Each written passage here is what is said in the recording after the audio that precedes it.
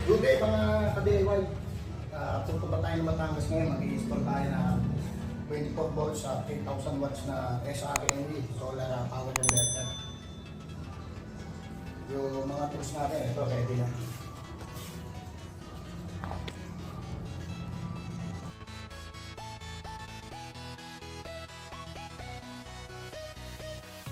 Si Ma'am Kat ng Ian Solar Energy. At mag-order tayo ng PV, 3 pieces na 550 watts. And then railings and safety device.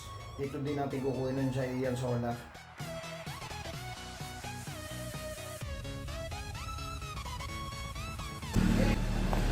Dito tayo ngayon sa sa bodega ng solar panel, JA.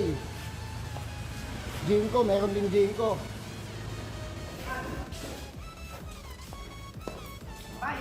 Oh, tulungan natin kasi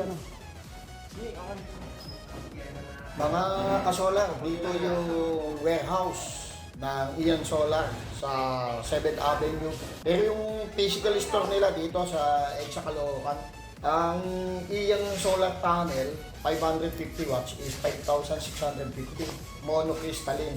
Yung Jinko na solar panel, 550 watts monocrystalline is 5,800. Yung JA nila, yung solar panel ng JA, 550 watts monocrystalline, 5,800. Meron din sila dito mga hybrid on-grid na inverter na Solis S6 EX single phase 6 kW L Pro 49K.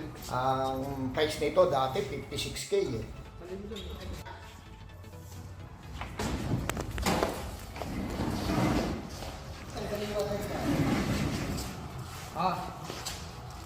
Sabi mo.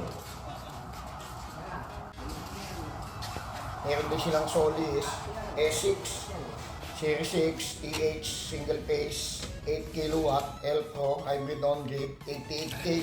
Meron din sila ditong hybrid off-grid Solis Series 5 EO single phase 5 kW 48 volts. Ang unit price 30K. And then meron din ditong mga railings. Solis Generation PV inverter.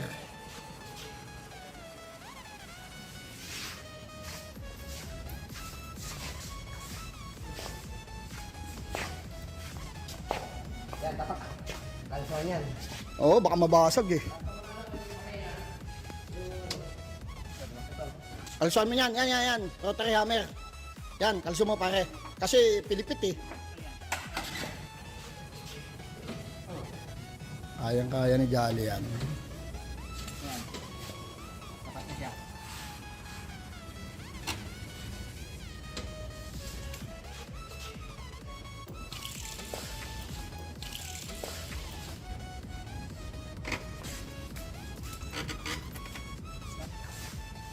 Karton. Karton.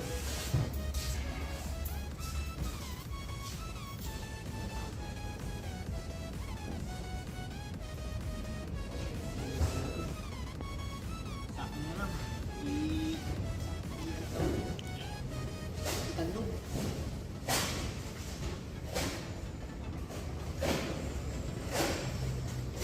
Kuha talaga yung araw nito. Kuha. Ito pa rin Jerry.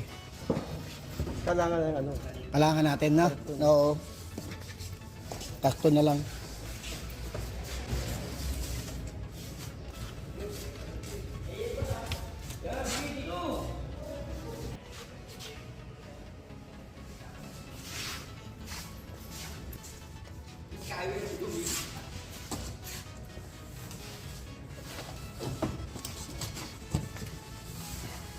Yan, okay na yan.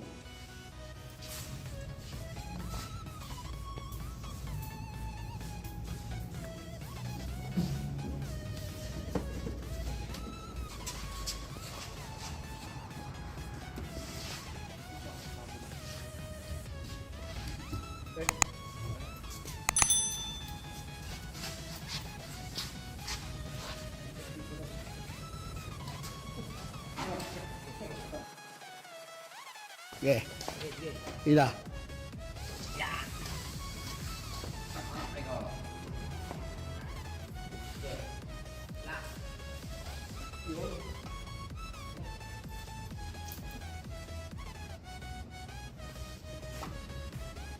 hindi nung kakaton. Okay na? Karton. Alas 7:50. Karton.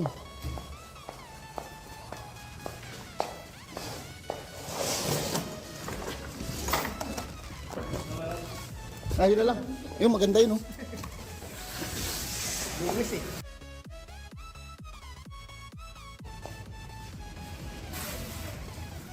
Yun. Ayos.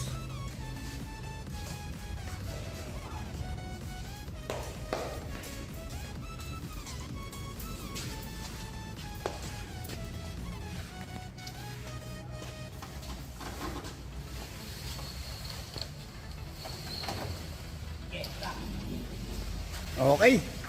Off to Batangas na tayo. Tapos na. Salamat kay Jolly at natilulungan tayo.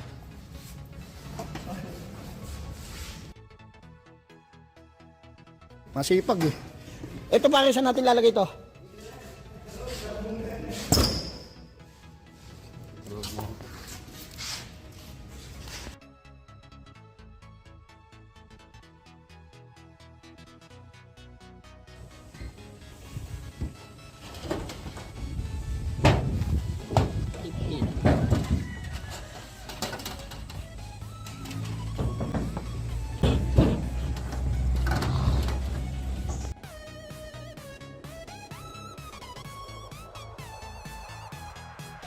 Ito yung install natin na TV na 550 watts, 3 pieces. Solar inverter nito is hybrid off-grid na SRNE. 24 volts, 3000 watts. Connected na siya. Ito yung ating PV wire cable. Ang size ng cable natin is 6 mm squared. Ang connection na ating PV is parallel. Ang total is 1650 watts, 46 volts.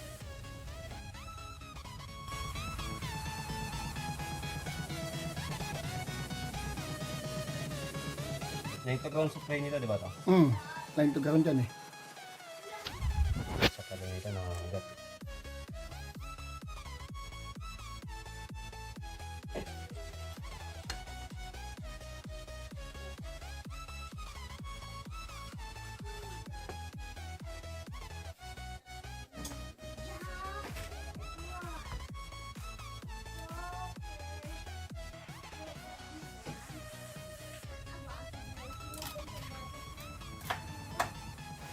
Okay, connected na yung ating 24 volts, 3000 watts na solar inverter, hybrid off-grid. Ang parameter natin ay okay na yung setting. Ang kulang na lang natin dito, to follow na lang yung ating cable dock, yung cable tray. Wala tayong nabili. Yung ginamit natin DC circuit breaker from battery to inverter is 125 ampere. Yung AC circuit breaker natin from DU to solar inverter is 32 ampere. And then yung ginamit natin sa AC output ng solar inverter natin is 32 ampere yung AC circuit breaker. Okay, yung ginamit natin AC surge protective device, AC SPD 20240 KA. Common lang yung mga dati natin ginagamit, 2 kV. Then yung ginamit nating PV surge protection device, yung DC SPD natin up to 1500 volts DC, 20 kA iMax, 40 kA. And then yung kulang natin, to follow na lang, like cable dock, cable tray, wala tayong nabilihan, wala sa Ian Solar. At yung ibabaw nung solar inverter natin, nilagyan natin ng tarpaulin. Tumutulo dito sa tapat ng pinaglagyan natin ng solar inverter. Gagawin natin dito, ayusin natin yung yung yero at may konting tulo. Umuulan eh. Kaya nilagyan natin dito ng tarpaulin sa ibabaw, baka pasukin ng tubig. Okay, thank you mga kasolar, mga ka-DIY.